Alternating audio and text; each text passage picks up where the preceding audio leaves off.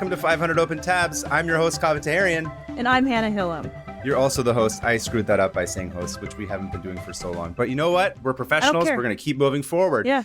We were just talking about I was going to say Reddit AMA. No, the Patreon AMA, which seemed to be mid. A hit. I don't know. No, yes. People liked it. People really liked it. I got to go to Kave's studio, which is his house. That's a very generous term.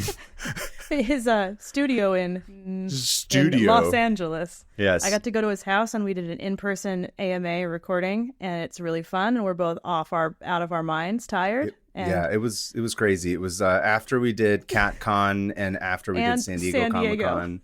And after I had COVID, and after I had like another job that I was working in between. So basically, like I remember on that recording being like, "Oh, I'm out of my mind. Like I haven't really rested."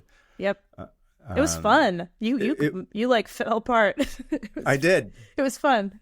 I'm glad that the audience enjoyed it. I just remember being very stressed out and being like, "Oh my God, they're going to see." And at one point, you turned to me and you're like, "It's fine. They know that you're a disaster. Just let it go." And I was like, "I can't. I have to control this more." And then you see it in his brain working and his eyes just unfocusing, and I'm like, dude, do not let them see you be weak. Yeah, that's the thing. They already know. See through it. Anyway, we do have a Patreon. If you have not subscribed to it, go ahead and do so, where you can get mid content such as our AMA in my studio. In his studio. It is really fun though. We answer a lot of fun questions about what was like starting a podcast, or if we annoy each other. That's a fun one. Fun answer. You're going to have to learn by signing up for Patreon and hearing it. We're not going to tell you. But anyway, we have not recorded an episode we were just talking about this. Our schedules have been a little bit off. So 3 weeks? No, we did one 2 weeks. Last week. No, we did 2 weeks ago. Right. 2 anyway, weeks, whatever. Yeah. The point is that it's been, the routine has been thrown off a little bit. So we're both like, I forgot how to do this show. Yeah. But I don't know what to do. This is very important that we go back into the routine. Yes. And make sure that we do this episode as clear-minded as possible. Do you remember, I think last week you went first and then I went first. So you go first this week. So I'm going to go first this week. Is there anything you wanted to talk about other than the Patreon before we started the show? No, I think that's it. Okay. Join the Patreon. Join the Patreon. Hear mid answers. Okay, so. You're really hitting that mid home. Mid. Look, it's average. So, it's fine. It's fine. So my tab this week is actually, once again, from a listener email. Really? Yeah. From who this time? Is it Nico from Riverside again? As a matter of fact, it is our boy Nico from Riverside. No way. Dude, where does he find things? In Riverside, I guess. I was reluctant to do another one because I was like, we should look at other people's subs. But you know what? Nico, he just sent another cool ass weird one. So I was like, what am I going to do? Not do a cool one just because somebody else had one anyway. Anyway, whatever. It's fine. Nico, thanks you again for your tab. So the story begins on January 29th, 1934. The Los Angeles Times published an article on their front page. And the headline read, quote, "Lizard, Peel Peas, Catacombs City hunted." By the way, that's because they misspelled peoples and no one actually corrected it. Peelpees? Peelpes'. Peelpees. Peelpees, all that, yes. Okay, lizard peoples. Peoples, yes. In fact, they meant to write Lizard People's Catacombs City hunted. What? Those are just words put together. It's just word salad. That's what happens. And yes, Lizard people. Okay. So based on that headline, both in the misspelling and in the insanity, even when it is spelled correctly, that should give you an indication of where the story is headed. Yeah, we're getting weird. It goes on to state, busy Los Angeles, although little realizing it in the hustle and bustle of modern existence, stands above a lost city of catacombs filled with incalculable treasure and imperishable records of a race of humans farther advanced intellectually and scientifically than even the highest type of present-day peoples, in the belief of G. Warren Schufelt, geophysical mining engineer now engaged in an attempt to wrest from the lost city deep in the earth below Fort Moore Hill the secrets of the lizard people of legendary fame in the medicine lodges of the American Indian. End quote. Oh. Are they sure this isn't just the alligator farm? It might be. It actually lines up correctly, right? That's 34. Insane. Yeah. That's nuts. All right, so help me understand what you just said, because I do not understand what you just said. So this might come as a shock, But Okay. this is a story riddled with inaccuracies and incomplete reporting. Oh, no. No, 1930s journalism was so, on the level. It's fine. It's great. I tried very hard to gather what information I could, but sadly, this did not seem to be a hugely important story that demanded a lot of follow-up from the lamestream media of You know who that's? 1930s LA. The CIA. They're Yeah. burying all of this. They don't want us to know. They don't want us to know. And another disclaimer up front. As far as I can tell, these are not lizard people in the conspiratorial sense of the word, like David Icke's shape-shifting reptilians. 'Cause Right. I would not have dedicated an entire tab to that bullshit. But it's different from that I will explain. Right. What? We're not talking about David Icke? Ugh. Thankfully not. Yeah. That guy's mind-numbing. Yes, very much so. But this is a different thing altogether, and Okay. something that I had not heard about before, despite being somewhat of an LA urban legend. But throughout the course of this story, you will understand why it's total nonsense. I'm so excited. Yeah, This is like the moon people of LA. kind of. Yeah. Okay. So the main character of our story is a man named George Warren Shufelt. I believe it's Shufelt, Shufelt, unless it's Yeah. like Shufelt. I'm assuming No, it's Shufelt. probably Shufelt because it's Shufelt, yeah. He was matter.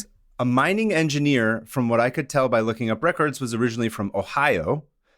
And I don't know much about him beyond that. That's really the only thing you can find on him other than all these articles about this specific incident. Whoa. Yeah. Challenge accepted. There you go. You're going to go into looking records. I'm going to go into like Latham Brothers style deep reading about him. Oh, yeah. I forgot that the whole Latham Brothers thing that you did, that was hardcore. Yeah. It totally Yeah. was. That was a really impressive amount of deep dive researching. One of these days, we should do one where we work on it together, I think. I'll teach just you. to see. Yeah, because I don't know how to do that kind of research. I only know how to do that kind of research. You're like what do they call them? Like the beat reporters, like the ones who like go Yeah. to City Hall and like look up record. And I'm just like, I don't care about that. Absolutely. I'm the one who goes and talks to people and like asks Yep. them about like, what's this and that. I feel like we should do like an LA noir type TV show. You and I. he's the one that talks to people, and she likes to look at records, and together they are made. They're fine. They're like a lot of other people. Yeah, It's not that interesting. They're fine. They are mildly educated. You're pretty educated, I'd have to say. I know, it's so embarrassing. Anyway, so You're overeducated and I'm a dropout. Both Yeah. embarrassing for different reasons. deeply embarrassing. But anyway, so at some point in the early 1900s, Shufelt moves to Los Angeles, and he began his career as a professional geology type person. Geology rocks. Geology rocks. And let me tell you, this is going to be your favorite part of him. This dude loved to dig. Oh, of course. He I digs should have digging. seen where this is going. This is all underground. Uh-huh. He Okay. loved digging so much, he even invented a new machine to help him in doing so. Oh my gosh. Okay. Yeah, and beginning in late 1933, he was surveying the LA area for deposits of oil, gold, and other valuable materials using his new invention called a radio X-ray. Okay. That sounds real. It's definitely real, and there's definitely a bunch of patents and articles that I found about it online because it Really? was definitely no. Oh, okay. I was like, wait, really? You did that research? That's awesome. I tried. I couldn't find it. That's not real then. No, definitely not. Also, I don't think you shoot radio waves into the ground. You're No, supposed that to makes shoot no microwaves sense. into the ground to see where stuff is. Radio waves, that doesn't make any sense. Yeah, I thought about going the extra mile and asking my father about this, but I was Oh. not prepared to get a 10-hour lecture about the science Oh. of how you shoot rays into the ground to find stuff, because I know that was part of something he did at work. You coming from that, your father, that is Mm-hmm. Yeah. No, I'm like wild. dumb artist with like PhD science father, like just being That like, is- well, let me tell you about like this, and I'll be like, oh no, I've lost I want it. to meet your dad. You should. I want to sit and talk to him. We should have him on the show. That I wouldn't be a thought nightmare. about that too. It would be a nightmare. It would be funny. No, it would be it would be super dorky. If we had my dad on the show, he'd be like one word answers. He'd be like, oh, yeah. Oh, yeah. I don't know. Yeah, I do that sometimes. 500 open dads. We can have our dads host the podcast. They would interesting. That'd be interesting. Okay, so Anyway, Schufelt claimed he was able to locate gold and other precious resources at great depth using this invention, which operated based on a principle involving electrical similarities between matter and was said to have worked even at a distance of many miles.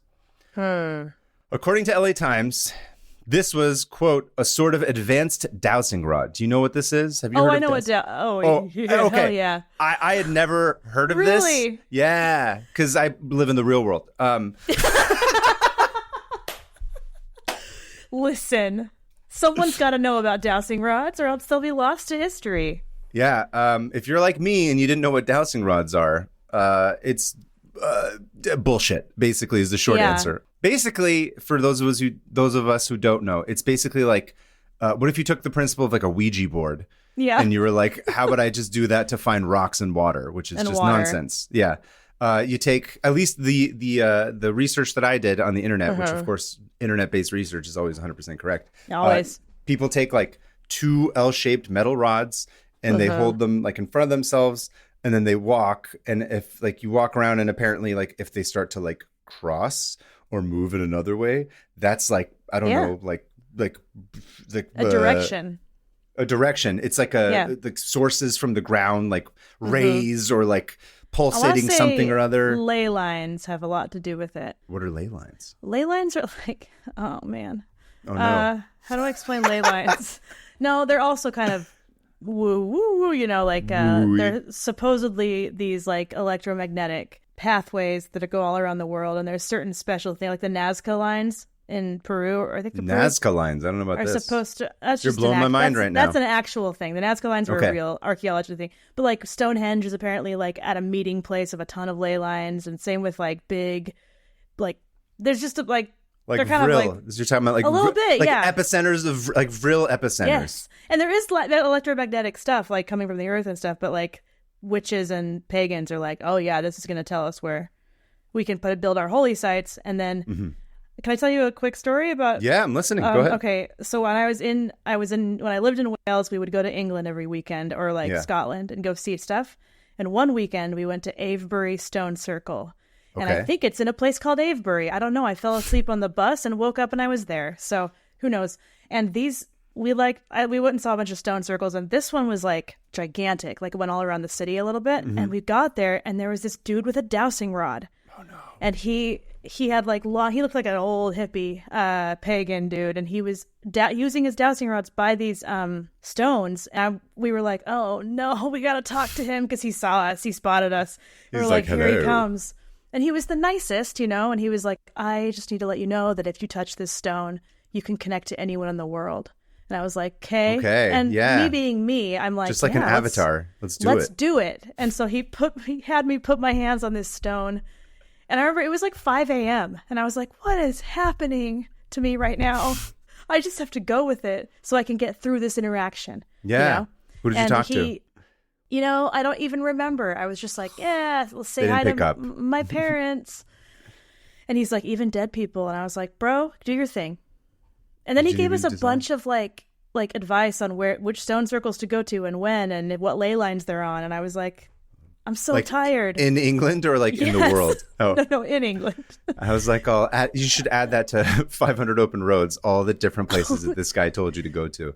I should. And he gave us a map. He had a handmade map. Do you still have it?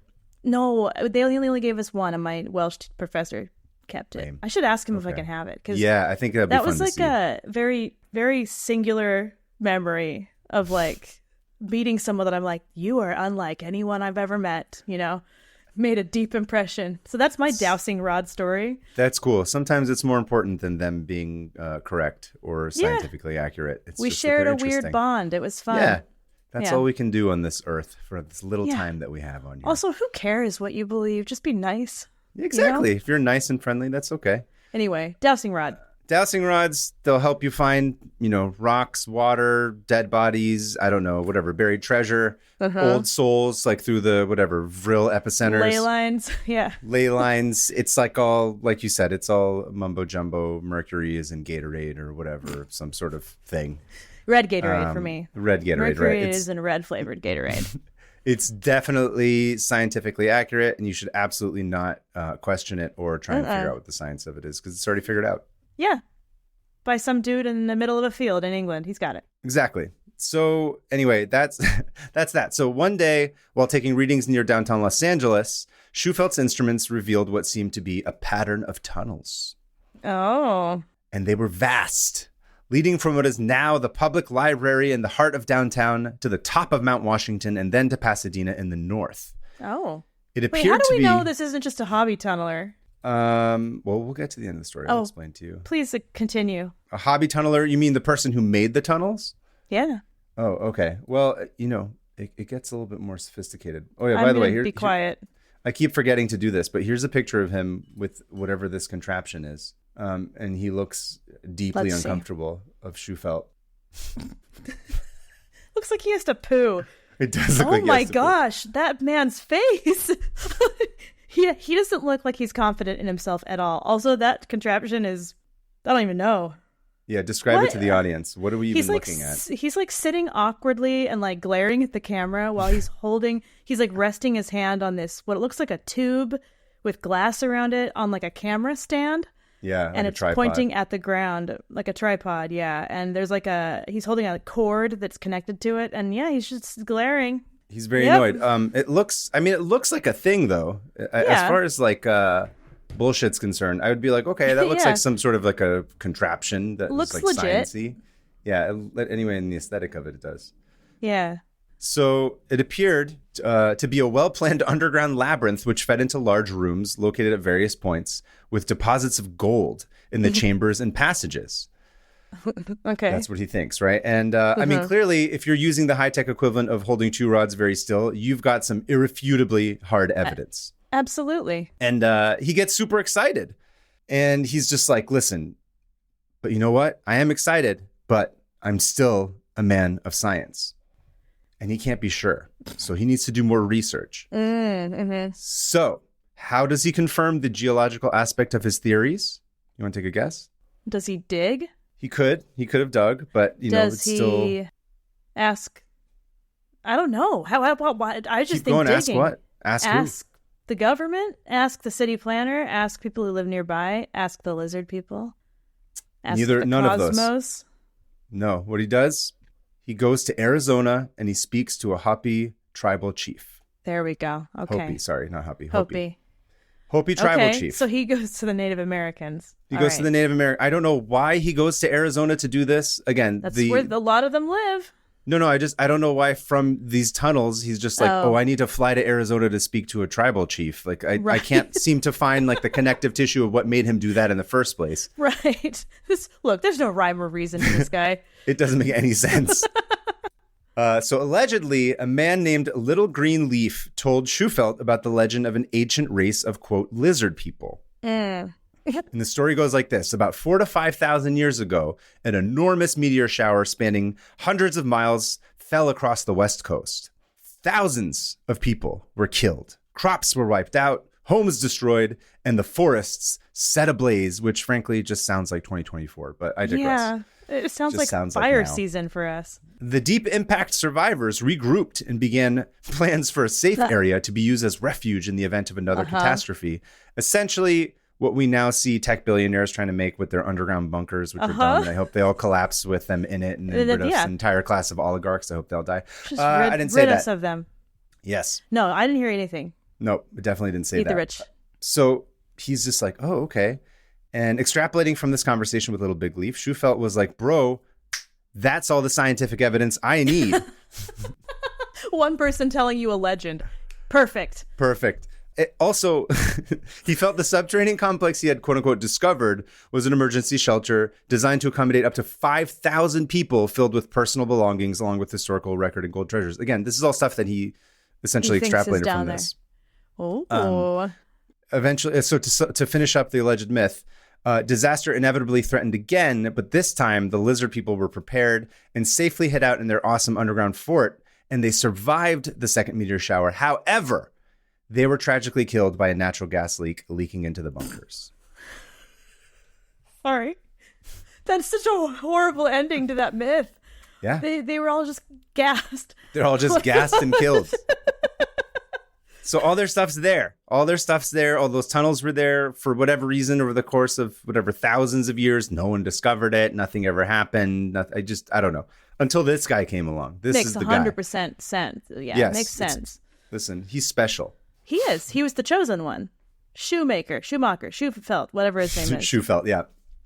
So I'm reading this, and my first thought is like, is this actually even part of Hopi mythology, which apparently put me miles ahead of the Los Angeles Times reporting in 1934. Right. You did some research? I thought to be like, I should not take this white man's explanation of Hopi mythology at face value, but hashtag progress. Hashtag be the change you want to see in the world or whatever. Yeah. Unfortunately, the Hopi don't appear to be like super online with all of their mythology. And I mean, there is stuff. There's stuff that you can find, but it's understandable that there's not a whole lot of it available online. I wouldn't. And if I were them. Right. But I mean, even just beyond that, like had I had the resources, it would have been interesting to be able to like dive a bit deeper into this. But unfortunately, we are all forced to do this online. So anyway, here's the best of what I could find. Lizards are indeed very important to the Hopi and many Native American tribes in general. Do you know a lot of this already? Is this something that you've done times before? No. Yeah, I don't either. No. The deserts of the American Southwest are famously harsh and unforgiving, and yet lizards survive. They seem to proliferate and survive without issue. They're able to easily hide during the day and find ways to survive during the night. Yeah. And of course, another remarkable aspect of lizards is their advanced ability to heal. Many lizards can lose and regrow their tails or other parts of their body, sometimes even multiple times throughout their lives. Whoa. Shedding their skin. I mean, you've heard about like lizards getting their tails cut off or whatever. Yeah, I find lizard tails in my backyard constantly because my cats are always like messing hunting with them. Lizards, and then they just drop their tails. And so my cats will leave little lizard tails at the door. I'm like, great, thanks. As a gift. They're like, here you go. As a gift. Here's some your floss. lunch. Be honest, Hannah. How many lizard tails have you eaten? Lizard tail. Yeah. Look, I don't. Is this an intervention?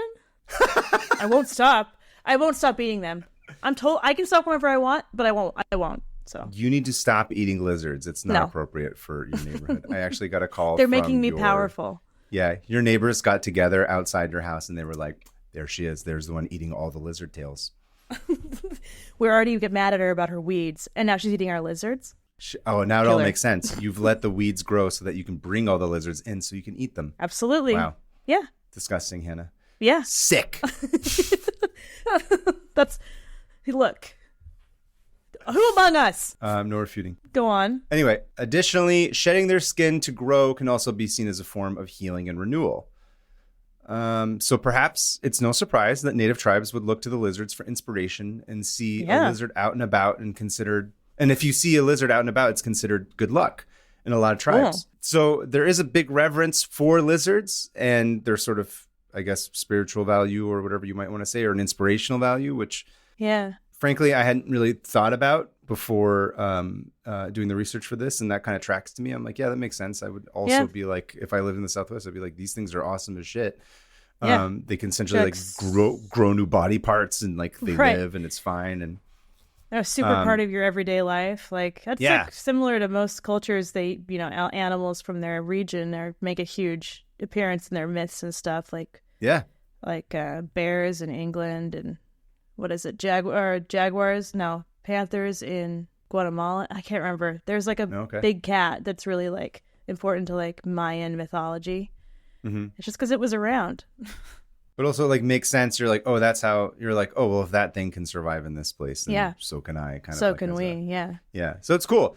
But nothing about lizard people per se, or underground tunnels or meteor showers. Oh. Sidebar, I did briefly read about Hopi mythology concerning the four worlds and a spirit called Spider Grandmother, which looked absolutely metal as shit. Awesome. And I had to use all my strength to not go full into that because I was like, I have to put that on the shelf. Keep this. Yes, I was like, I'm going to keep this on the shelf for later because I was like, by shelf I mean in your open tabs. Yes, that's the shelf. I'm like, just the name Spider Grandmother. I was like, excuse me, what? Look, that is a clickable. That is like hours into a big deep hole. And even just like a quick like image search, I was like, oh hell yes. Yeah. But I didn't do it. I didn't engage. Good for I just you. was Good job. I'm going to save this because this is nothing to do with what we're talking about, but it's awesome. Yes, one day I will do, hopefully, a deep dive because I don't really know, kind of like we were saying earlier, I don't know much about any of Native American creation stories. So I'd be curious to sort of get into it. You so think stay tuned. We should. Honestly, yeah. we should know these. Yeah.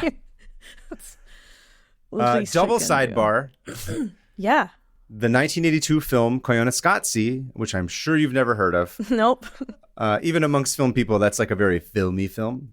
It's apparently a Hopi term meaning life out of balance and references the three Hopi prophecies. The first of which is, quote, if we dig precious things from the land, we will invite disaster, which leads me to further believe that lizard people digging gigantic tunnels across half the city of Los Angeles wouldn't drive super well with that whole deal.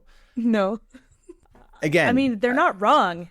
Right. I mean, right. Like, it's hard to know how much he even spoke with this chief, if that was even like a real thing to begin with.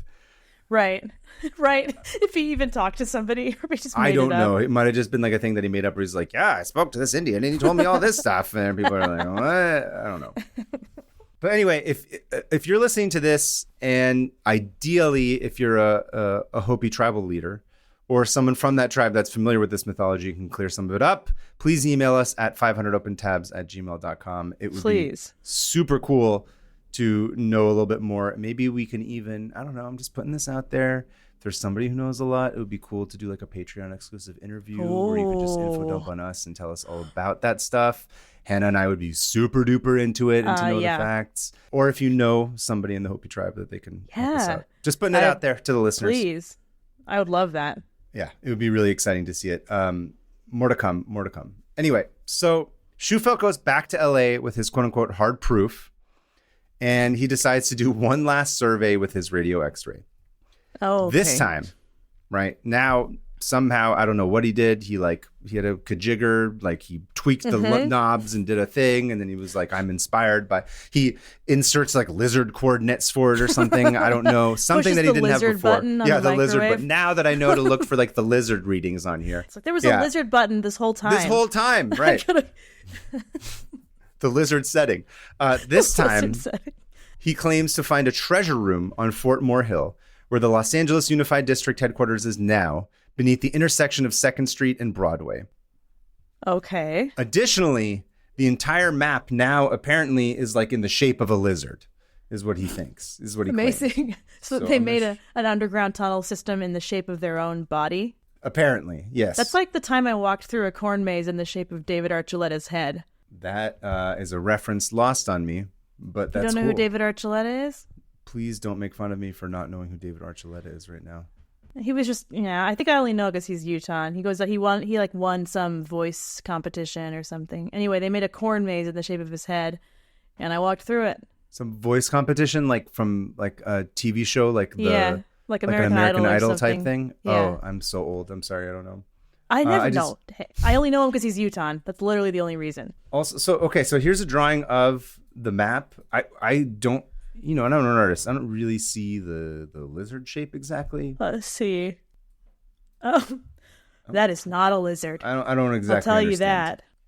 What are they talking about? I don't know. I don't know what any of this stuff means. Oh, look at that. Oh, that's pointing out all the gold. Old Will's house.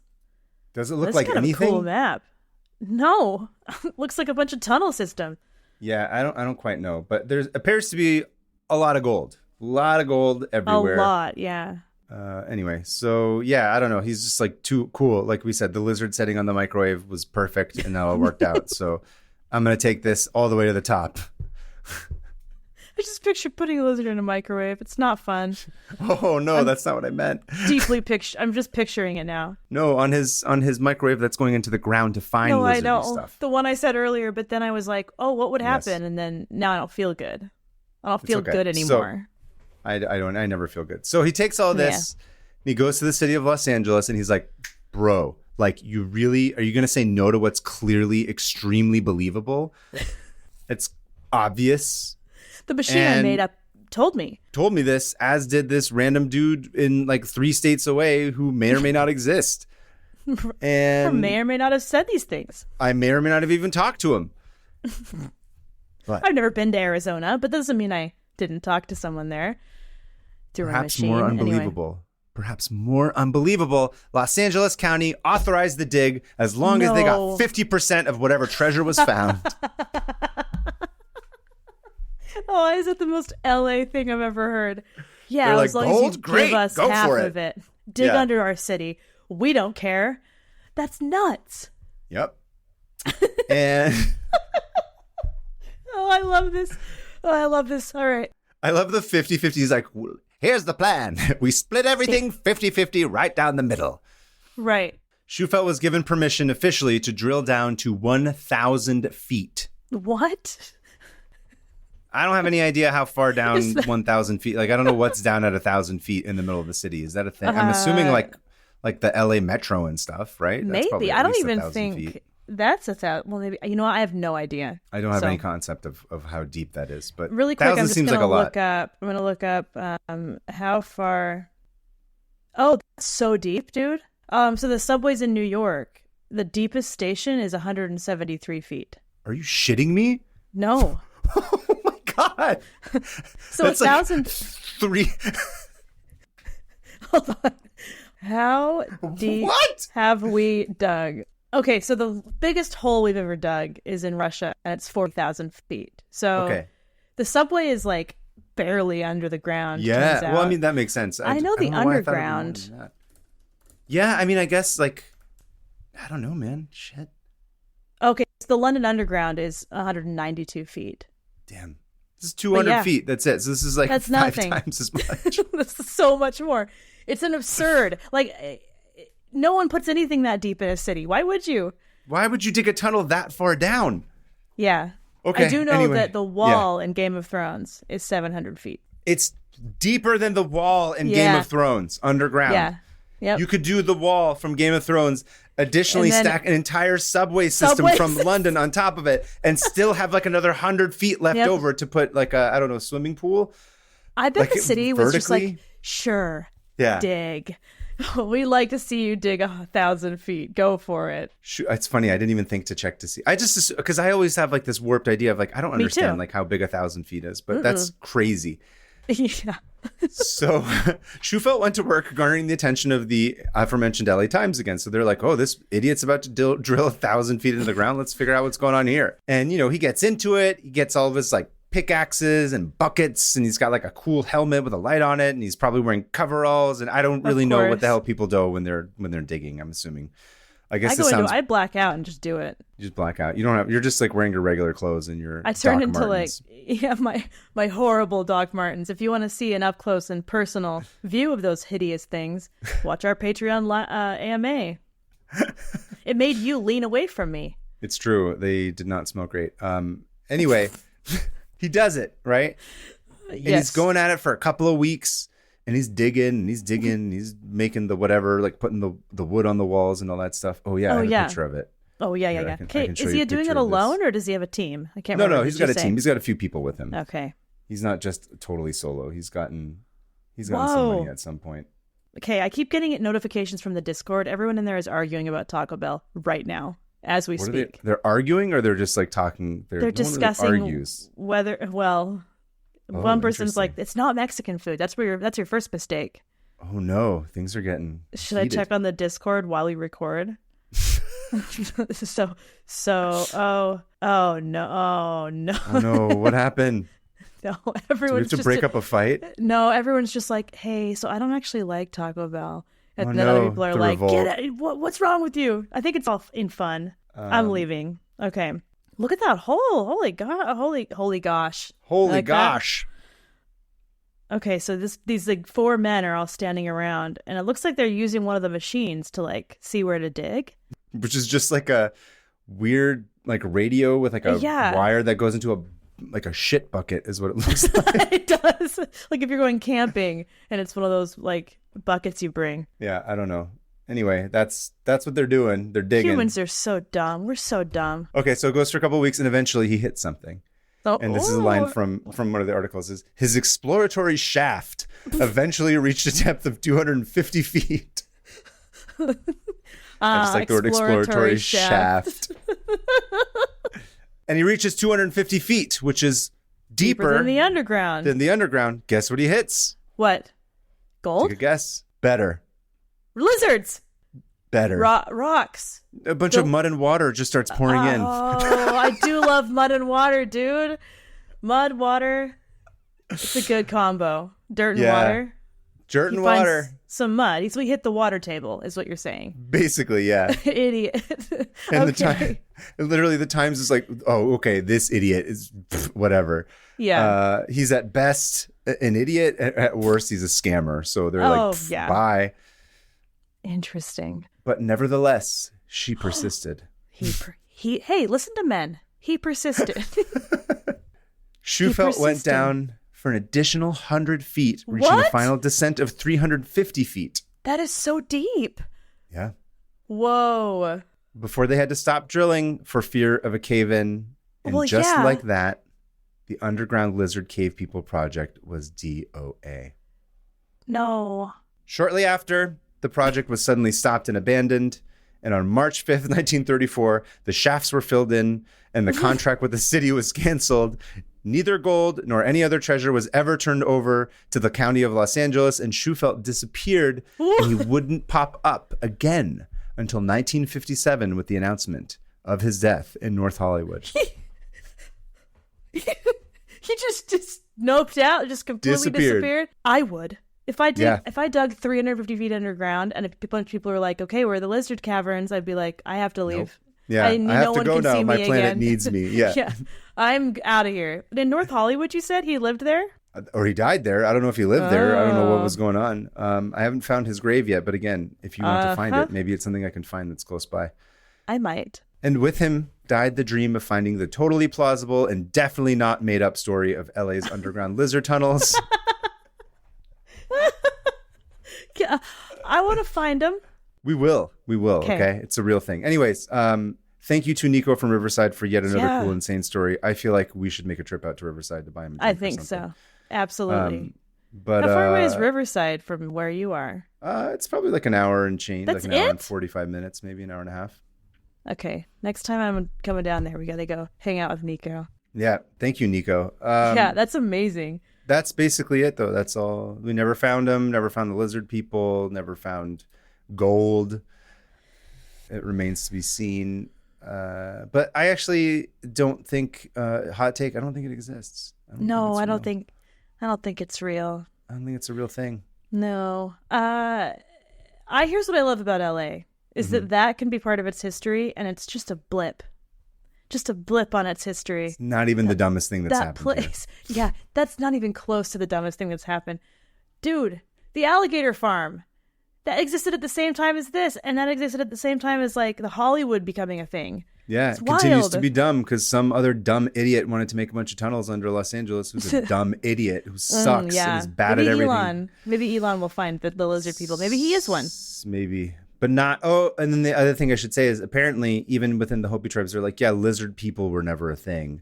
That was just like a term apparently that they used to be like, yeah, we like lizards and we referred to them as this because it was nice. But like, there's no mention of any of that. Again, if you do know anything about it, ideally, if you're a person who's representative of the tribe or from the tribe, we would love to hear from you. We would absolutely love to hear stories. From you. The actual stories of this.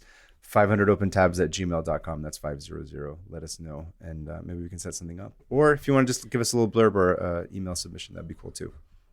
Dude, what a fun tab! What a fun tab! That's awesome. Thanks, Nico. Yeah, thanks, Nico. Speaking of Nico, he just responded in the Taco Bell thing. I'm just giving updates on our Discord. Hold on, should we pause? Is this like a? Should we pause for a second? Do we need to? I'm gonna double check. Now I'm like concerned. I'm like. They can do whatever they want. We generally have like a vibe of positivity in there. It seems funny that people, or maybe they're just like joking around, and like at quick glance, it seems like it's more hostile than it is. I'm just telling myself lies. I'm texting. Yeah, just a second. Liv Moss, 17. Are you typing something too? No, I'm just looking. We're currently recording. I'm laughing because I keep getting notifications about you guys debating Taco Bell.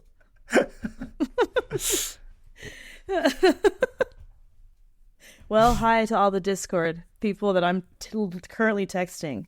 Totally derailed the recording. Which I think is like, they love that though. I think they think that's they really do. funny. Here's the thing: we just gotta be nuts, get crazy. They love garbage like that, right? Do you know? Like immediately, I'm like, oh no, are people being mean to each other? Which was immediately what you thought they were doing. Yeah, they're and not. I'm like, that's they're not just what people in talking. the Discord do. Yeah, I'm like, they're just having a conversation. And of course, I immediately like weaponize it against like oh, they all hate everybody. Taco Bell, yeah. And I'm like, no, everyone. Wonderful. That's one of the things I was like, it's the thing I really like about the Discord. Everyone's like, me too, extremely nice and polite. Somebody was like, somebody I had a crush on from work asked me out. Did you see that? Oh, I love that. It made me like genuinely like warm and fuzzy inside. I was like, oh, they're like going on a date with somebody. And then somebody, join the Discord. Join the Discord. We're talking about it a lot. Somebody's always like, happy Monday, we got, and I'm like, this is nice. Yeah. Every Monday, Steven does a Monday meme. Anyway, you ready for all these nice people who like this podcast? So strange. There's just a bunch of versions of us. I'm realizing. Yeah, they're very polite. I know it's like the other Kaveh that joined like shared something about linguistics, and I was like, "Are you a weird combo of me and this Kaveh?" Like, hello, friends. If you're like Hannah and I, you feel deeply uncomfortable asking for help. But as my therapist always tells me, your insurance has been declined. Please stop coming to my yoga class and crying. While I'm sorting all that out, you can go to nebula.tv/500 open tabs and sign up for Nebula and help us get our lives back on track. Even better, Nebula has exclusives like Identities. Two strangers appear in a mysterious room with no way out and no memory of who they are. Identities is a sci-fi thriller directed by Jesse Earl and starring some friends of mine, like Maggie Mayfish and Abigail Thorne, as well as, and perhaps the most exciting for me, John Delancey, aka Q from Star Trek. Big deal. I had the pleasure of attending the premiere a few weeks back, and I can say for certain that this movie is a corking good time. You can find this video and dozens of other high production originals on Nebula, a video streaming platform built by and for creators. And of course, I'm contractually obligated to tell you that subscribers get a special feed to listen to this show ad-free. Go to nebula.tv/500 open tabs and get 40% off an annual subscription. By signing up, you can support other creators like Lindsay Ellis, Princess Weeks, and many more. Remember, sign up at nebula.tv/500 open tabs and help my therapist enjoy their yoga class without having to hear me weep.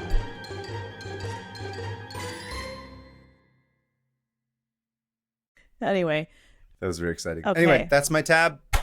What do you got for us? So, of course, this happens again. Some weird parallels that come up. And I'll tell you right now that lizard story is not real. The meteorite one. Yeah. Because there is only one documented case of someone getting hit by a meteorite. And that's what I'm going to talk about today. So, person got hit in the head with a meteorite. They survived. Oh yeah. So that's so funny. Yeah. No, I know you said meteorite, meteor shower. I was like, oh, you're like lizard people. Killed a bunch of lizard people. I don't think so. And here's the thing: I'm sure someone has died in the history of the world, just not documented. Not documented. Correct. Yeah. On the afternoon of November 30th, 1954, the people of Alabama, I think southern Alabama, saw a huge fireball and red light streak through the sky. Okay. And they were like, oh, maybe it's plane debris. Maybe it's the Russians. Because at that time, everyone's like, the Russians are going to kill us. The Russians are responsible for any everything. moment. Yeah. And one person who didn't see it was 31-year-old Anne Elizabeth Hodges, who was taking a nap on her couch. And she was cozied up. God bless her. Oh, just couch napping. Love it. Couch napping under a big, nice quilt. Very cozy afternoon nap. She'd soon find out what that thing was, because moments later, something huge crashed through her roof. Oh, no. And went straight into her house, bounced off of her radio, and hit her right in the thigh. Oh, no. And woke her up. And she woke up very confused because her house was filled with dust. And she's like, what just happened? And of course, everyone who saw it outside was like, oh, dude, we got to go check it out. Is that house okay? Anyway, so she's sitting there and her mom comes in and she's like, what just happened? And they're trying to figure out what happened. And Anne hasn't even processed that she got hit. You're 31 years old. You're too young for that. No, just kidding. I just pictured a boy just crashing through the roof of a house. And I'm going to send you. I didn't realize she was 31 years old. Sorry. She's 31. Oh, okay. That's very I'm different. Send you I thought it was like a girl of, like in high school sleeping. No, I'm going to send you a picture of the hole in her roof. Okay. Okay. Whoa. That's that's a decent sized rip, and it looks like it's going through multiple layers, of course. Multiple, yeah. And yeah, that's intense. The speed of this was that of a bullet. So she pretty much got hit by a 10-pound bullet. And yeah. And but it bounced first. It didn't go directly. It hit the radio, so it did absorb some of the the radio. You say, huh? The yes, X-ray radio. That's another thing. The weird thing is like there's a radio set in this. There's a meteorite. Yeah, and then she dug underground, and there was lizard people were there. 350 feet. This 4.5 billion year old meteorite, because that's how old it is, hit Anne in the thigh, and she was the first documented person to have ever been hit by a meteorite. It was going at 200 kilometers per hour or 124 miles per hour. And it woke her up, obviously. Her mom comes in, they're all like, what the heck? What happened? You know, they're like, they look, they're like, oh, there's a hole in the roof and there's a huge rock on the ground. And also, you're injured. And so she kind of chilled for a little bit, and everyone starts showing up at the house, and they're like, what happened? We thought this was the Russians. And they have a local geologist come because she's like, this thing hit me. And she said, Shufelt. It's Shufelt.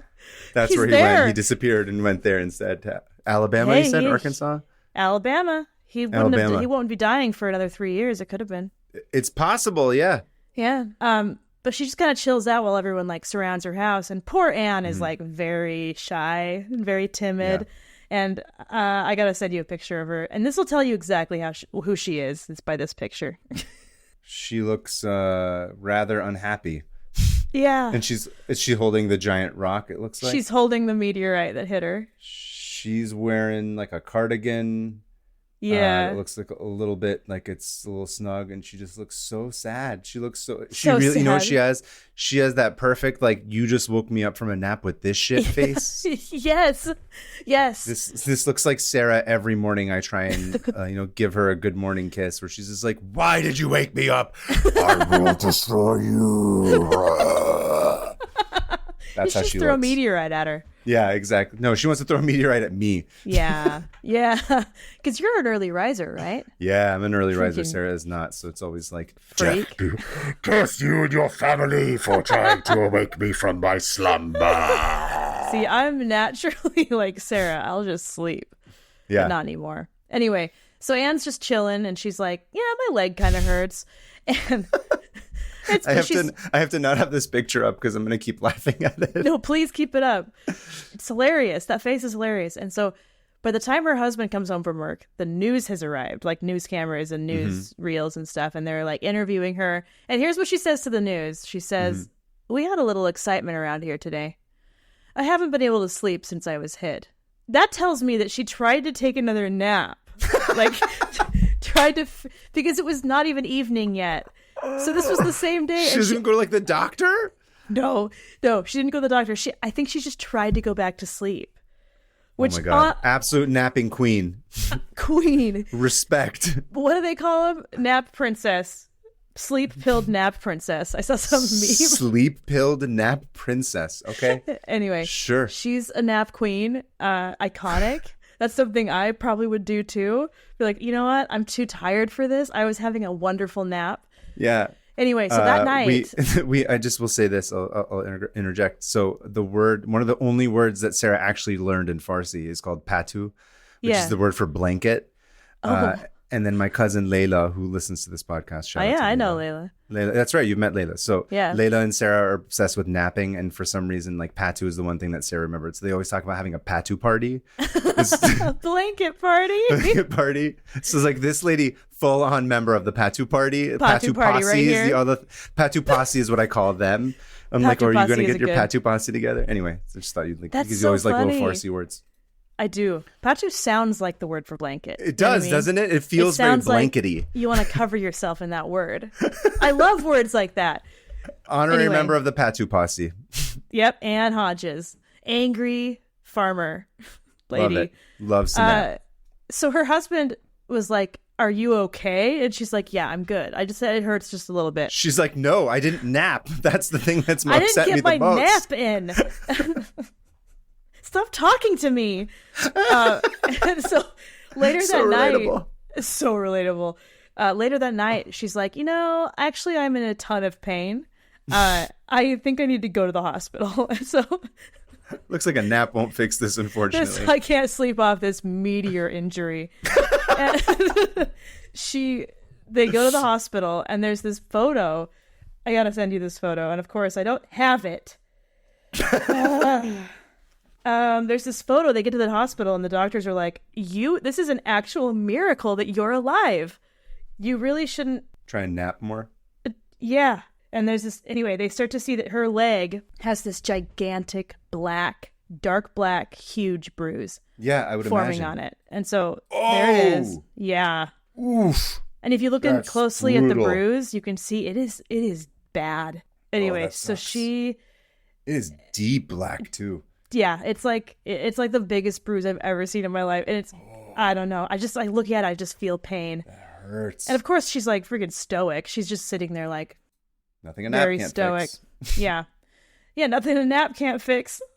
Here's another poor picture. Lady, that sucks. Here's another picture of her dejectedly holding the meteorite.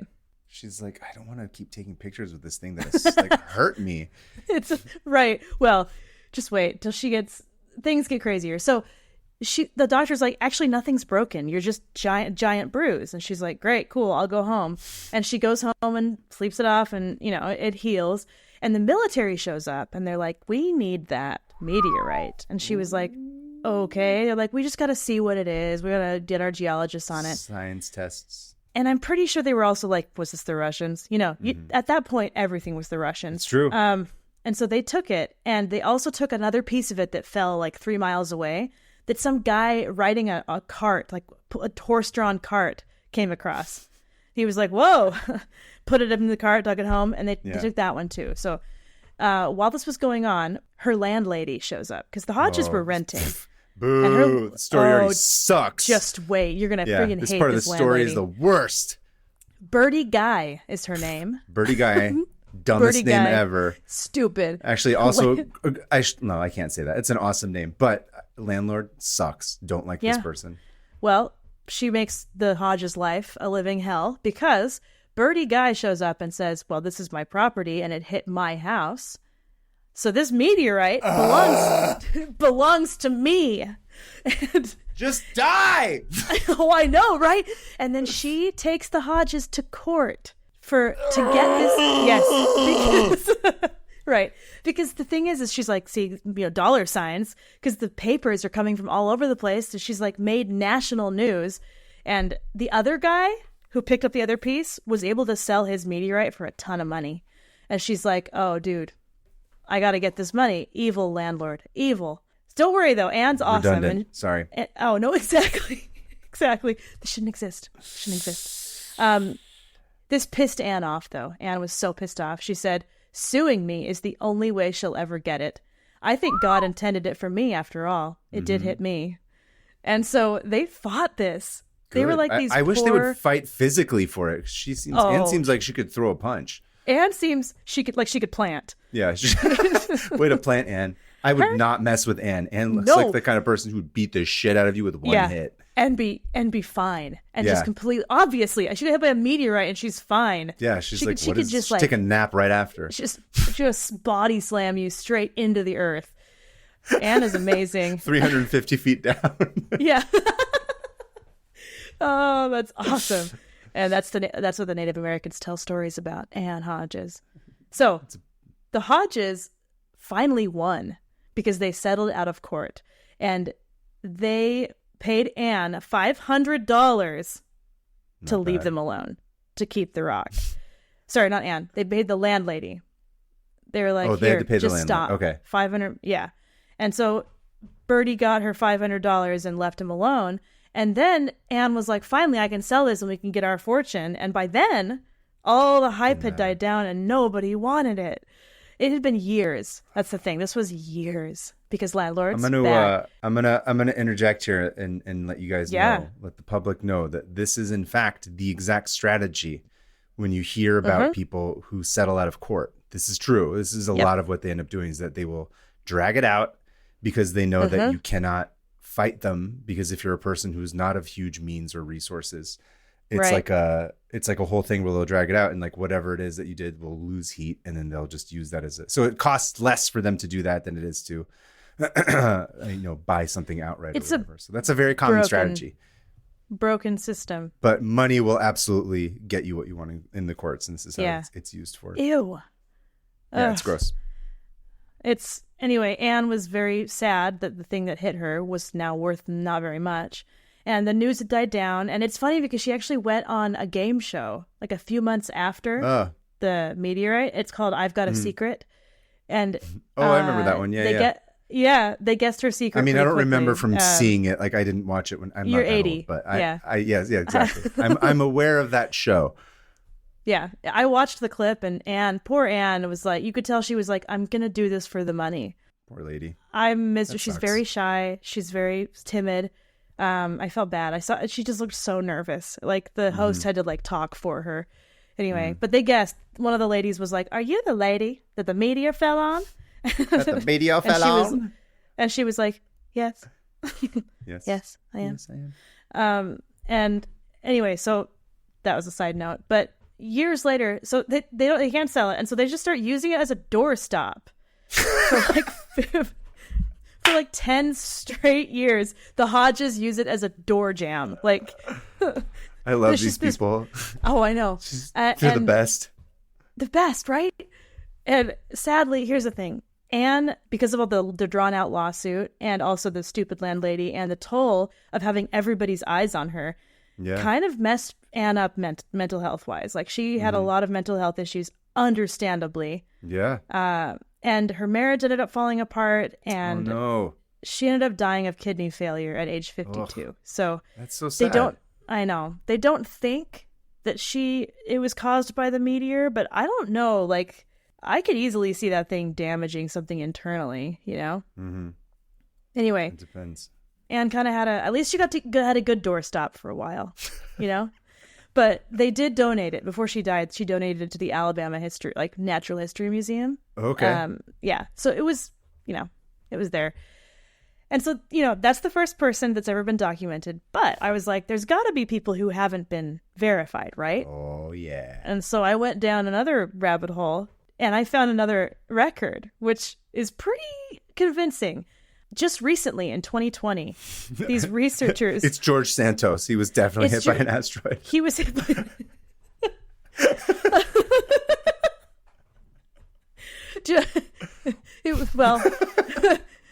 Okay, so in 2020, researchers at the State Archives of the Republic of Turkey were finally able to translate these old documents. Oh, yeah. And they found 3 separate reports of this dude being killed by a meteorite in 1888.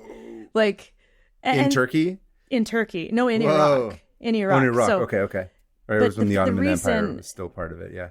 Oh, yeah. They were like, they couldn't translate this because it was this bizarro, small dialect that was a combination of old Ottoman Turkish, Arabic, and Persian, all combined into a language. And so they had to get all these different translators in there and to try to figure out grammatically what this was even saying. Whoa. And isn't that cool? Yeah. And they found out, and it's just a bunch of state records, and this one stood out as this dude who just got smashed by a meteorite. And it was so insane that they're like, we have to write about this, right? Yeah. That's one that I think is pretty plausible. Yeah. And then there was this kid who got hit by one, but there's no verification. And then there's this guy in India who was like, look at this thing that hit me. And they're like, that's just a regular rock. Someone just hates you and threw a rock at your head because you're stupid. Someone's just throwing rocks at you. Yeah. And then a woman in France last year said she was hit by a small one while she was eating at a cafe. And I haven't seen any follow-up on that. So I don't know if it was a meteorite, because she probably would have just been like, okay, let's not talk about this anymore because that was a real rock. And I feel like an idiot. Yeah. Also, it's what would make you think that it's a meteorite versus a rock falling or someone throwing a rock at you randomly? What is that specific thing that would make you think that like, oh, this is from space. A lot of it is because they all are very like dark because they burn up when they hit the thing about meteorites is they hit the atmosphere and most of them just burn up. Like they never hit the ground.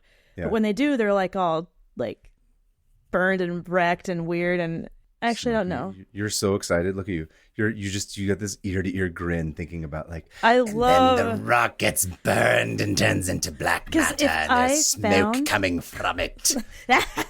If I found a meteorite, I think I would die of happiness. I think you would. I could see that. I think being I'd part perish. Of like your whole, I'd be like, oh no, you would win. Is it. Here's a new doorstop for me. I would win. And then I got reading about meteorites because I'm like, what other incidents have there been? And there's, of course, that giant one. Do you remember that one that happened in 2013? And there was a bunch of dash cam footage. It was in Russia. And I don't believe I do. No, I don't. Oh, it was. I remember I worked at the job I worked at was super boring. So I was like watching news all day because I was young and full of hope.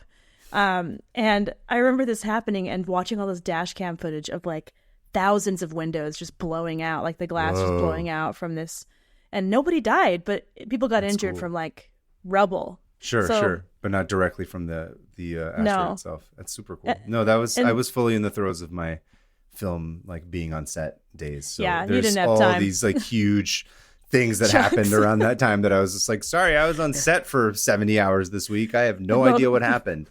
Most of the Obama administration is a blur. Oh, yeah. The second term, I was just like, oh, I forgot that he was reelected. I didn't know. No life when you're doing film, when you're on film sets. Anyway. So, you know the movie Fried Green Tomatoes? Yeah, actually, I do remember that film. Yeah. That, first of all, messed with me. The train track part. I remember it being a good movie. I haven't watched it since, but I remember thinking it was I don't know why. That was one of those. That was one of those weird movies that for some reason I watched as like a little too young to understand it. But it was like, a mom movie. It's very much a mom movie. Watched it. Yeah. And I remember watching it, and the guy Bates, gets his foot. Right? Yeah, Kathy Bates. The guy gets his foot stuck in the railroad track and gets hit by the train, and that deeply affected me my whole life. Yeah. Like. It's a good warning to not hang out on train tracks. I'm very careful around train tracks now. So the Fried Green Tomatoes movie did not include this, but the book that it's based on had a whole chapter that's based on Anne Hodges' story. Oh, no way. Yeah, but the person in the book didn't get hit. It just bounced off their radio and missed them. So, but it was like a little piece of the plot. Weird that you would choose to do that and take away the most interesting part of it dramatically. Right. Strange. I bet it was some like symbolism or something. Right. And then to bring up American Indians again is that jewelry. So here's the thing about meteorites. They've been like deeply important to humans since the beginning of time. Like we have found a ton of burials in like Native American burial grounds that have jewelry made of meteorites. That's cool. As if they were gems or something really precious. And so even, they were like, this is dope. It just came out of the sky and it's really cool looking. It's like God rocks or like space rocks. It's like manna or something. Yeah. People have been kind of obsessed with it forever. And I found out that meteorites are just pieces of rock from the early development of the solar system that are just flying around out there, just still. Like crumbs, basically. Crumbs, yeah. Big Bang crumbs. Big Bang crumbs. And they just sometimes hit Earth and kill a man. And then if you want to find... ruin someone's perfect nap. Perfect winter nap. Anyway, if you want to search for one, you can. Yeah. Okay. They mostly fall, so they fall everywhere, but the places you can see them the most are Antarctica, so you'd have to go there. Sure. The desert, because they're black, and you can see them really well in the sand. Yeah. And there's a bunch in Russia, because Russia's just big. And that's why. It's so big. It's just like half the planet. Half the planet, yeah. It's like, why do they always hit Russia? It's like, because Russia is the biggest. Yeah, it probably hits the ocean a bunch too, but we just don't see it in the ocean. Mm-hmm. And then in 1908, there was another huge meteor that hit Siberia in what's known as the Tunguska event, and it flattened trees for miles around. Whoa. It was large. It was huge. It was like gigantic, and it also killed like hundreds of reindeer. So rest in peace. That was like their extinction level event. Yeah. The dinosaurs. Russian reindeer got all wiped out. And I guess that's it. Wow. Yeah. That was kind of a short one, but I love that there was meteorites in both of our stories. Yeah. And I wish Anne Hodges had gotten her due. We salute Anne Hodges. Hodges or Hodgins? Hodges. Hodges. I think in honor of Ann Hodges, if you're listening to this podcast, and for both of us afterwards, yeah, we should all take naps for the nap that she was not able to take. Nap in Anne's honor. Nap in her every time you nap. I want you to think of Anne, and I want you to not get hit by a meteor, ideally, if you can help it. Oh, I was going to say, there was a quote that this professor from Florida State, Michael Reynolds, said. He said, "You have a better chance of getting hit by a tornado, a bolt of lightning, and a hurricane at the same time." And it's like 1 in 1.6 million chance you'll get hit by a meteorite. Yeah, insane. All right. Anyway, I think so. We're on that part of the show where we have to close our tabs. It should be meteorite crashing related, I think. Definitely. Maybe it's a meteorite coming from the sky and then flattening, much like you said, the reindeer, but flattening our tabs instead. Yeah. Okay. So it's just like something like that. Okay. Yeah. All right. Ready? You want to count us down? Sure. All right. 3, 2, 1. Close. Nice. Okay. Moving on to listener emails. I'm going to go first. Okay. Email number 1 is from our friend TJ in North Hollywood. Hi, TJ. You remember TJ? Oh, yeah. He's kind of one of those people that you don't forget. TJ is really funny. What were we watching? We were watching Wolf of Wall Street. Wolf of Wall Street with him. No. We were watching. No, we weren't watching Wolf of Wall Street. We were watching. I think you should leave. That's right. We were dying laughing, and TJ was just sat there, just staring. He's like, "This isn't funny." Anyway. TJ is a good close friend of ours, and he sent us a quote-unquote grande email. Okay. TJ writes, "Yo, while home," which TJ is from the Midwest originally, so he said, "While home, I did some research on the Grande folks, starting with this Atlas Obscura article, which is maybe where the Tabs episode began, that uncovered a few things." It was actually not from an Atlas Obscura article. The Grande cheese. Grande cheese from the first episode. Cheese from the first episode 1. He goes on to say, Grande only services the restaurant industry, so their products are generally not available commercially. As such, they don't appear to have a Wisconsin quote-unquote cheese storefront where one can go shop for dairy state souvenirs. They have a number of processing plants in the Fond du Lac area in addition to their corporate headquarters. And he took some shots that of their sign that were at their plant at 246 Trowbridge Drive, Fond du Lac, Wisconsin, 54937. And you're going to love this picture. Look what he did. Okay. And describe it to the viewers, to the listeners, I should say. That's okay. It's a photo. Okay, so you know those cheese hats in Wisconsin? Yeah. It looks like did he somehow put a sticker of our podcast on it? Yes, because TJ is a graphic designer, so he printed out he printed out a sticker, put on this cheese hat, and is putting the cheese hat in front of the Grande cheese sign. That's dedication. Oh, TJ, this is amazing. I want that cheese hat. I know. Let's see. That's amazing. We got to put that on the Instagram. Oh, yeah, for sure.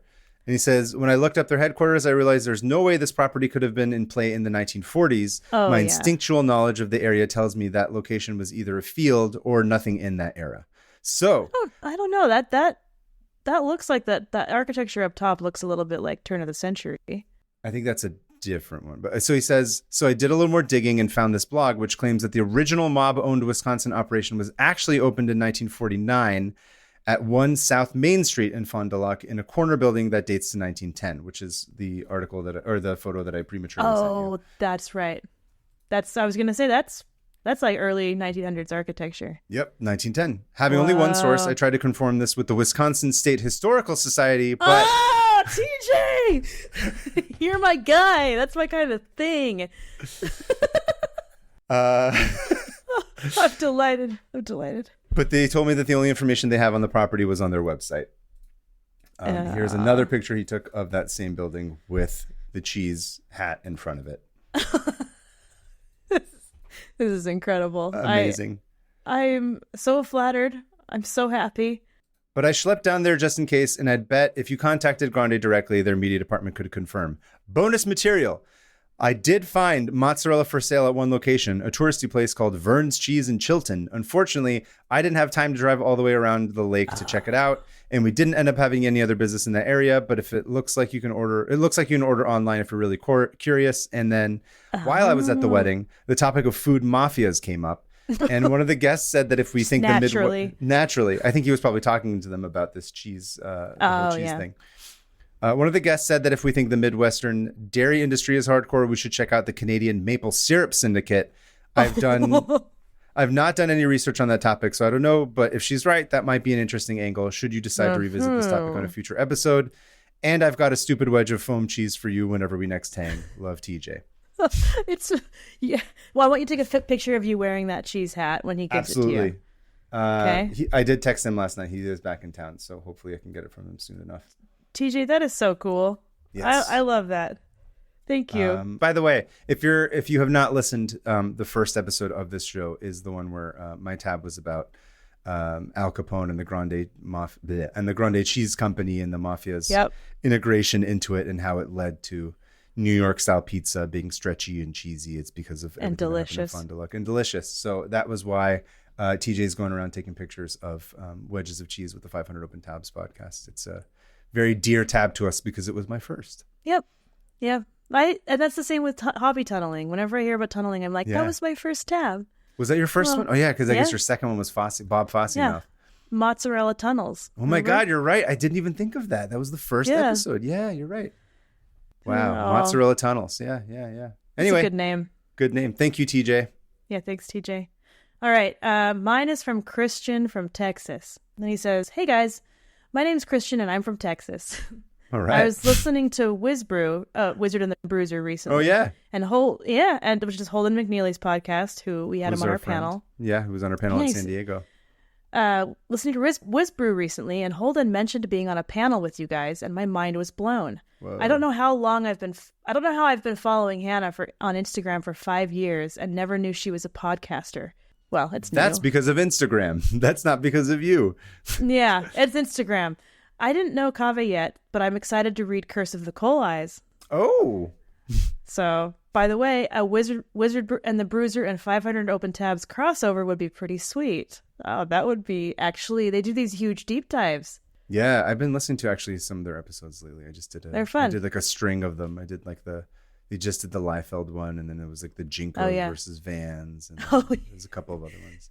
If you guys like nerd pop culture, go listen to Wizard and the Bruiser. It's not too dissimilar from what we do, except I think ours is the only show where we do two different things that have nothing to do with anything. I think other people are more like, it's true crime or it's this. We're like, nope, every episode is something totally has nothing to do with anything else. That's the market that we've cornered. Kind of a gamble we made right there. Most of what we do is a huge gamble. About nothing. It's the Seinfeld of podcasts, which is hard because most podcasts are about nothing. Yeah, that's true. Aw, look at us. It might still fail. Okay, so my tab is about one of the greatest movies of all time, Nacho Libre. I already love this tab. How it's based on a true story. Did you know this? I did not know this. That fact makes its rounds on the internet every few years, but somehow a lot of people still don't know. So here's the full story. Sergio Gutierrez Benitez was born in 1945 as the 16th of 17 children. Whoa. He was a troubled kid, so one day he went to a chapel to ask forgiveness. He told the priest there that he was a drug addict, and the priest threw him out. From that experience, he said he figured, quote, if there were cool priests, a lot of us would change. Which I agree with. Hell yes. So he decided to become a cool priest. Yes. Several years later, after an orphan... This is so sad. After an orphan died in his arms, he started an orphanage under the name Fray Tormenta, which means Friar Storm. He chose that name before even wrestling, which I thought was funny. Inspired by films from his childhood, he decided to start wrestling to meet the heavy financial demands of running an orphanage. Oh my God. His mask was yellow and red. Quote, yellow for liveliness he must display in the ring, and red for the blood he must spill on behalf of the orphanage. It's so Catholic. I love it. So Catholic. It's just deeply rooted in just bloodshed. He says, which sounds like such a Nacho thing to say. And his signature move was called the Confessor. His identity was accidentally revealed when another wrestler called him to see if he was going to wrestle that Saturday, and he responded by saying, I can't. I have to officiate a wedding. That wrestler showed up at the wedding to find out his identity. Benitez wrestled for 23 years. He once said, quote, I can't conceive wrestling just for money if it's not for a cause. Yeah. He was really only mildly successful, but his story went viral. There are video game characters inspired by him, like King from Tekken, and gym leader Crasher Wake from Pokemon, and several documentaries. Also, one of the orphans he cared for currently wrestles as Frey Tormenta Jr. Yes! Dope, right? He still runs his orphanage at the age of 79, and sometimes wears his red and yellow luchador mask during rituals. It's one of my favorite feel-good movies, and the true story is just as inspiring. Oh my God. I love your podcast. My family and friends are now full of random knowledge about pandas, Air Force One, and beavers. Looking forward to at least 25 more years of weekly stories. 25 years? Keep it Josie, Christian. And I need to send you some of these photos that he has. You ready for this? Yes. This guy's my hero. I had no idea it was a true story. I had no idea either. Here he is with oh my God, yes. He's wearing his priest robes and a luchador mask, and he's holding a sacrament wafer. Yup. And then I think it's top half. No, top half. That was like the photo made it look like it was Y. And he looks like Nacho Libre. Like, that's the thing. It's like, actually, that mask makes him look like Ramses. Ramses is at the party. I think my husband and his family can quote that movie word for word. Oh, if yeah. If one of them sits down and says it, they can say the whole thing. Same. Sarah's family also loves it. I have a lot of family members that love it. Fun fact, the day of our wedding, Sarah and I were in different rooms getting ready or whatever. And it was on TV. And like I sort of just had it on the background. And to myself, I was like, this is a good sign because Nacho Libre is on the day that I'm getting married. And I love this. And I talked to Sarah like the next day, obviously. And she was like, we also had it on. And we also thought it was a good sign that it was on. Perfect. Match made in heaven, dude. Yes. That is perfect. I deeply watch Nacho Libre separately.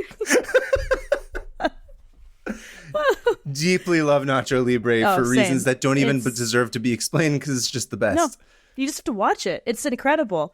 Yeah. And do you remember a few years ago when people were like trying to cancel Jack Black for like appropriating Mexican culture, and every Mexican on the internet was like, "Shut up!" Shut up. They're all like, "No, it's cool. No, it's true. No, we won't stand for this." Yes. Yeah. Again, I can say this I know this as again from first-hand experience being married to a Mexican with extended Mexican family. Everyone's like, "No, it's great." Yeah. They're like, "Not a problem." Apparently, same with Speedy Gonzalez. Everyone's like, "Oh no, yeah, I've seen that as well." We love Speedy Gonzalez. Yeah, I've heard a lot of that as well. But like white people are like, "It's not," you know. Yeah. Anyway. Yes, that's hilarious. I love it. I did not know that makes me love Nacho Libre even more. Right? I want to read more about this guy. Thank you, Christian. That was awesome. Yeah. So let's let me close out, I guess. Yeah, go ahead. You can tell them. Why don't you do it? I always do it. You should do it. I know. Fine. Tell them about where to you can submit your listener email of your own tabs at 500opentabs@gmail.com. That's 500. And you can also start submitting a voice memo, which we will play on the air. We're not on air. And you can follow us on Patreon. There's a bunch of exclusive content. Patreon.com/500opentabs. Same with YouTube, Discord, and 500 Open Roads, which is our Google map. Which we have definitely super been updating a lot lately, but we're going to. We will. We're going to let you know where all the Vril spots are, the Vril rock spots. The ley lines, the Vril lines. The Vril lines. And do you want to do the next part? Yeah, so additionally, we are on social media. We are mostly on Instagram at 500 Open Tabs. Please subscribe and rate. And if you are a person whose friend recommended them that you listen to this show, please keep spreading the love and recommend it to some of your other friends. It's the best way. Ideally, don't recommend it to your friend that recommended the show because they're already listening to it. Find a new friend who's never listened to it, assuming you have more than one. But yes, we are still ways away from where we would like to be. So please tell everybody that you know. If you're telling them fun facts that you've learned from this show, people love it. Just be like, hey, if you like more, just listen to this podcast and rate, sponsor links, all that kind of good stuff in the Discord. Yeah. And yeah, I think thanks to Alyssa. Thanks to Alyssa, our wonderful editor. Wonderful editor. I think by the time this comes out, we're going to be getting ready for New York Comic Con. New York Comic Con and my book tour. Your book tour? I can actually announce that right now. If do you have dates now? I do, yeah. Let us know. Lay it on us. Cat People comes out October 8th, and that night up at the this place called Book Passage in the San Francisco Ferry Building, I'm going to be doing a signing and talking about it a little bit. And then the 9th, I'll be in Palo Alto at Books Inc. In the Town and Country Center or whatever, doing the same thing. And that'll both be at 7:00, both of them. Nice. And then I'll also be in Portland on the 26th at Powell's, and then Vroman's in Pasadena on the 29th of October. And right for Halloween. And then New York is still TBD. Still TBD. I don't know what's going on there. But I will be at New York Comic Con, and hopefully we both will. Yes. Right. Okay. Assuming it all works out. Yes. Cool. Yeah. So hopefully we'll see you guys in New York. But until then, Secundus Nixon shat 5 times. I'm trying to make it a thing. Keep it Secundus Nixon. How many times did he shat this? 5. I think it was 3 originally, but it's going up. No, but we said 5 because we had to put our own spin on it because historical record that he shat 3 times, right? I believe that's what it was. Yeah. Secundus Nixon shat 3 times on this wall. Stay Josie. Keep it Secundus. Actually, don't keep it Secundus. Keep it second. Keep it, don't, because it's number 2 as well. So Secundus Nixon, yeah. That's perfect. It's true. Secundus Nixon shat here 5 times. Keeping it. He kept it Josie by doing that. I don't know where this is going. I should just end this. Have to end we should this. Stop. Okay. Bye. Bye. Bye. Bye.